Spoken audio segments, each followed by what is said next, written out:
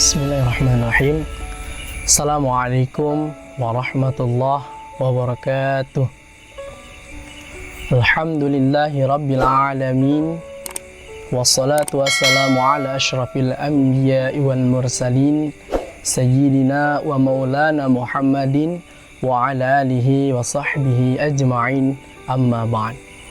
Baiklah, saya akan membacakan kitab Ta'alimut Ta'alim karangan Syekh Az-Zarnuji pada pasal ketika memasang niat ketika menuntut ilmu. Bismillahirrahmanirrahim.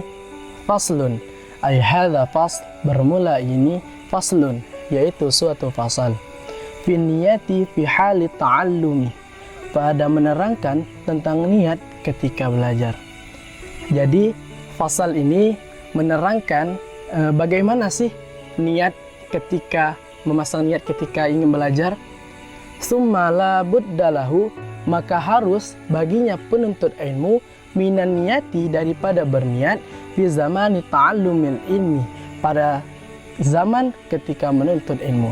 Jadi harus bagi penuntut ilmu ataupun orang yang mencari ilmu itu untuk berniat. Kapan? Pada ketika waktu menuntut ilmu. Mengapa harus berniat? Idzan niyatu, karena niat itu hiyal aslu fi jami'il ahwali, yaitu pokok pada semua keadaan. Mengapa kita harus berniat? Karena niat itu adalah pokok pada setiap keadaan. Di qaulihi alaihi salatu wassalam, innamal a'malu binniyati, hadisun sahihun. Sebagaimana sabda Nabi Muhammad sallallahu alaihi wasallam, innamal a'malu binniyati, hadisun sahihun, hadis yang sahih. Wa an Rasulillah sallallahu alaihi wasallam, dan dari Rasulullah sallallahu alaihi wasallam, kam min amalin yatasawwaru bi surati a'malid dunya wa yasiru bi husni niyati min a'malil akhirati, wa kam min amalin yatasawwaru bi surati a'malil akhirati thumma yasiru min a'malid dunya bi su'in niyati. Berapa banyak amalan yang menggambarkan dengan gambaran amalan dunia dan menggambarkan dengan baiknya niat min a'malil akhirat, daripada amalan akhirat. Wa kam min amalin, dalam berapa banyak amalan yatasawwaru bi surati a'malil akhirati, yang menggambarkan dengan gambaran amalan akhirat, thumma yasiru, kemudian menggambarkan min a'malid dunya, daripada amalan dunia, bisu'in niyati, dikarenakan buruknya niat. Rasulullah sallallahu alaihi wasallam di dalam hadis ini menjelaskan kepada kita berapa banyak amalan dunia yang menggambarkan amalan akhirah dikarenakan baiknya niat. Seperti apa? Kita contohkan sederhana saja, seperti tukang ojek. Mengapa tukang ojek kita jadikan contoh? Dikarenakan tukang ojek yang memasang niat untuk menafkahi keluarganya, untuk menafkahi anak-anaknya dengan baiknya niat, akan menggambarkan dengan gambaran amalan akhirah. Padahal mengojek adalah amalan dunia.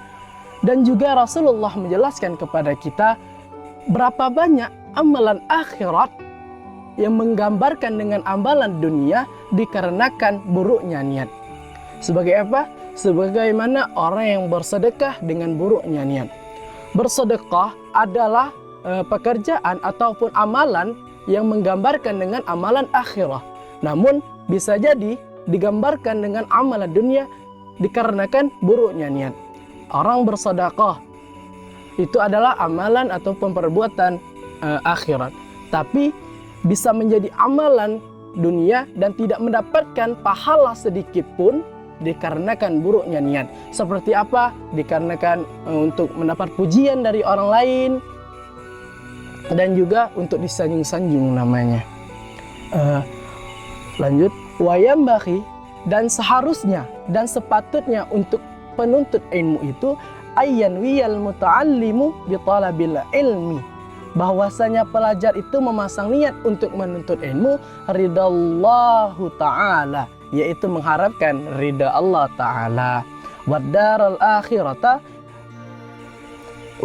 akhirata dan kebahagiaan akhirat. Yang dimaksud kebahagiaan akhirat itu apa? Yaitu dimasukkan oleh Allah Subhanahu wa Ta'ala kepada surganya Allah Ta'ala. Wa izalatal jahli, dan menghilangkan kebodohan, an nafsihi, daripada dirinya, wa ansairil juhali, dan daripada semua kebodohan, wa iya ad-dini, dan menegakkan agama, wa ibaqa'al islami, dan bekal agama Islam. Fa in baqa'al islami, maka adapun bekal agama Islam itu bil ilmi, yaitu dengan ilmu.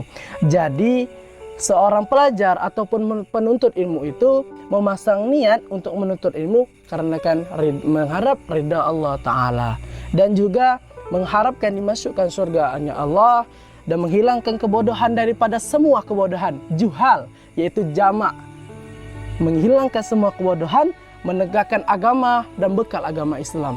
Maka timbul pertanyaan, apa bekal agama Islam itu? Maka musannif Syekh Al-Alim Syekh Az-Zarjunji menjelaskan kepada kita, bekal agama Islam itu fa'in baqa'al islami, maka adapun bekal agama Islam itu bil ilmi, yaitu dengan ilmu. Wala yasihhu zuhdu, dan tidak sah zuhud seseorang, wa taqwa, dan takwanya seseorang, ma'al jahli, besertanya kebodohan. Wa ansyana syekhul al-imam al-ajal al-ustadz Burhanuddin sahibul hidayah syi'ran li ba'dihim, dan telah menerangkan kepada kita Syekh Imam Burhanuddin di dalam syiarnya, fasadun kabirun alimun mutahatikun wa akbaru minhu jahilun mutanasikun huma fitnatun fil alamina azimatun liman bihi ma fi dini yatamassaku.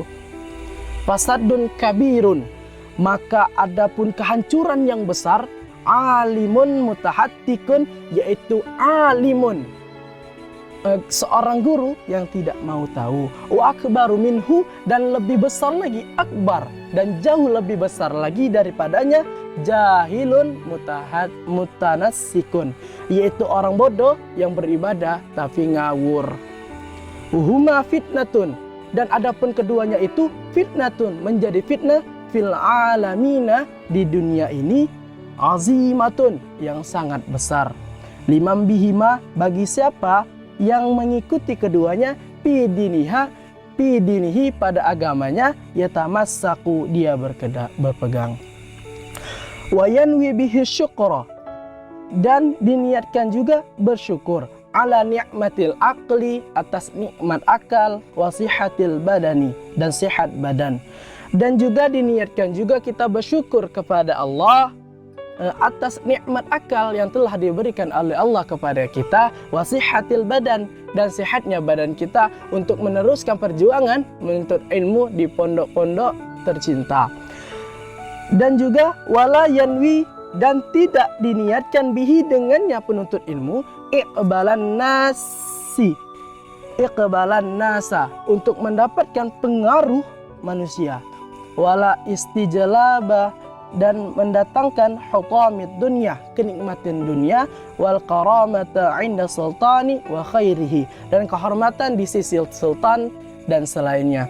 Dan juga ada yang diniatkan dan ada juga yang tidak diniatkan. Bagaimana yang tidak diniatkan? Dijelaskan oleh musannif kita di dalam kitab Ta'lim Muta'alim.